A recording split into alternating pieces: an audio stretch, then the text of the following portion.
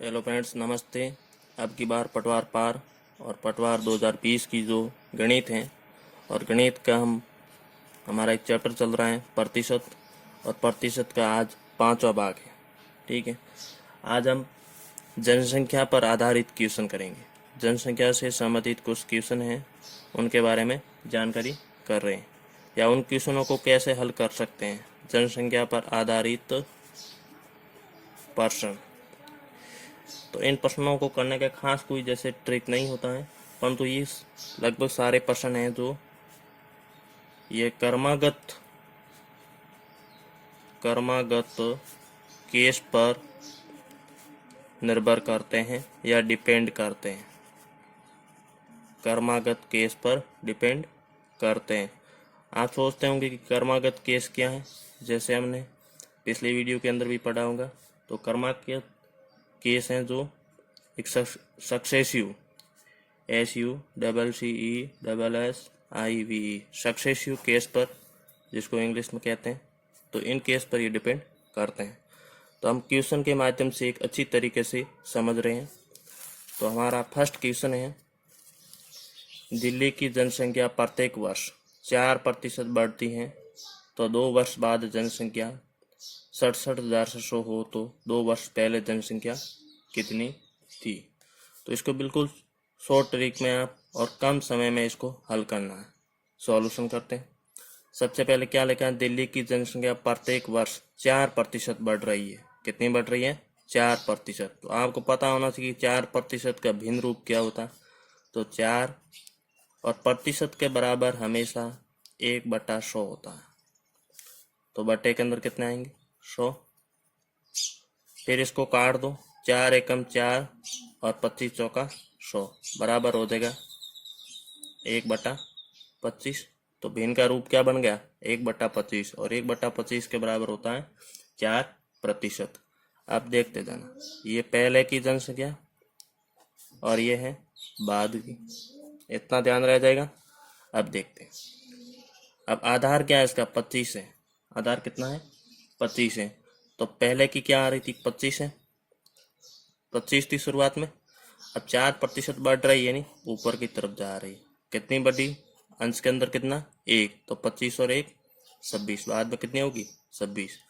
दूसरे वर्ष देखते हैं, तो इसमें लिखा है प्रत्येक वर्ष ही 4% ही बढ़ रही है। तो दूसरे वर्ष ही सेम प्रक्रिया चली, 25 थी और 26 हो गई, यानी 4% बढ़ गई। अब अपन को पिछले वीडियो के अंदर जैसे देखा था कि उसी तरीके से यहाँ कर रहे हैं कि इसको क्या करना होगा? मल्टीप्लाई। ठीक है, और मल्टीप्लाई करने पर इसका जो अनुपात है जो समान आएगा। ठीक है, तो 25 को 25 से करेंगे तो कितना हो जाएगा? 725, और 26 को 26 से गुणा करेंगे तो हो जाएगा 776। तो इसका अनुपात क्या बन गया? 725 अनुपात 776। किसका बना? जनसंख्या का 2 वर्ष के बाद में यह अनुपात बना। ठीक है, तो 2 वर्ष बाद की तो 776 अनुपात है, और 2 वर्ष पहले की है 725। यहाँ क्वेश्चन कह रहा है अपन को कि 2 वर्ष बाद जनसंख्या 67,700 है। 776 अनुपात के बराबर कितनी है? 67,700 जनसंख्या है। ठीक है, तो 1 अनुपात के बराबर कितनी होगी? तो 1 अनुपात के बराबर हो जाएगी, भाग दे दो इसको। 776 का इधर भाग जाएगा, तो ये भाग 776 एकम 776, एक बार गया, पीछे 2 जीरो बचे, बराबर कितने होगी? 100। तो 1 अनुपात के बराबर 100 है। तो 725 अनुपात के बराबर कितनी होगी? तो 100 गुणा 725 बराबर 62,500। तो 2 वर्ष पहले जनसंख्या थी 62,500। बिल्कुल आसान ट्रिक है। आपको कुछ नहीं, सिर्फ प्रतिशत को भिन्न के रूप में बदल करके हर वाले को पहले में डालना है, और बढ़ रही है तो उसके जो अंश में उसको जोड़ देना, और घट रही तो अंश को हर में से घटा देना। तो यहाँ बढ़ रही है तो अंश के अंदर मैंने अंश को हर में जोड़ दिया, और यदि घटती होती तो मैं अंश को हर में से घटा देता। ये ध्यान रखना।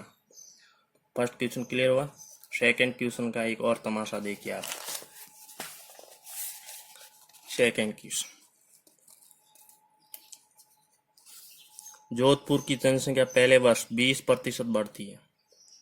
दूसरे वर्ष 25% बढ़ती है तथा तीसरे वर्ष 30% घटती है। यदि वर्तमान जनसंख्या 60,000 है तो 3 वर्ष बाद कितनी होगी। अब आसानी से देखना, हल कर रहे हैं इसको। जोधपुर शहर, अपने जो जोधपुर जिले की बात कर रहे हैं कि जोधपुर शहर की माना कि पहले वर्ष के अंदर 20% बढ़ रही है। ये 20% को भिन्न का रूप होता है 20/100 और 20 का भाग 20 के अंदर एक बार गया, 100 के अंदर 20 का भाग 5, 1/5 आ गया। बढ़ रही है, नहीं ऊपर की तरफ जा रही है। फिर दूसरे वर्ष क्या हो रही है, 25% बढ़ रही है। 25% बराबर हो जाएगा 25/100 इजिकल टू 25 कम 25, 25 का 100 बराबर 1/4। बढ़ रही है, नहीं ऊपर की तरफ जा रही है। तीसरे वर्ष 30% घट रही है। 30% बराबर हो जाएगा 30/100 इजिकल टू 0 से 0 कैंसिल बराबर 3/10। बढ़ रहे, यहाँ घट रही है नीचे की तरफ। इतना समझ में आ गया।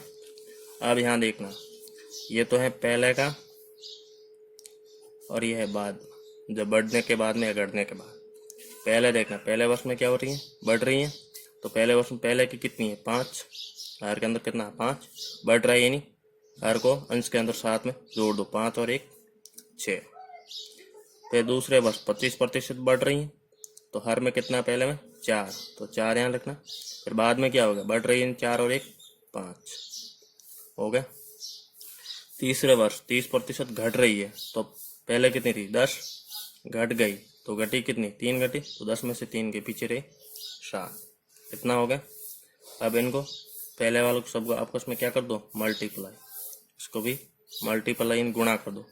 5 को 4 से गुणा किया 20, 20 को 10 से किया 200 अनुपात। 6 को 5 से किया 30, 30 को 7 से किया 210, 200 अनुपात 210, 0 से 0 कैंसिल, तो यहाँ हो गया 20:21। अब क्वेश्चन क्या कह रहा है, पहला 3 वर्ष पहले थी 20 अनुपात और 3 वर्ष बाद में 21 अनुपात। क्वेश्चन कह रहा है यहाँ पे यदि वर्तमान संख्या 60,000 है तो 3 वर्ष बाद कितनी होगी। वर्तमान इन 20 अनुपात के बराबर कितनी है, 60,000 है। ठीक है, तो 1 अनुपात के बराबर कितनी होगी, 60,000 भाग 20, 0 से 0 कैंसिल, 2 का भाग 6,000 में दिया, पीछे आगे 3,000 बार गया, तो 1 अनुपात के बराबर 3,000, तो 21 अनुपात के बराबर कितनी होगी, 21 गुणा 3,000। 21 को 3 से गुणा किया 63 हो गए और 000, तो 63,000 होगी। 3 वर्ष के बाद में जनसंख्या कितनी है जोधपुर की, 63,000। Thank you my video watching. तो इसी तरह से बहुत सारे अच्छे अच्छे क्वेश्चन लेके आएंगे आपके सामने। हमारे चैनल को सब्सक्राइब, लाइक और शेयर करना ना भूलें यदि आपको अच्छा लगा है।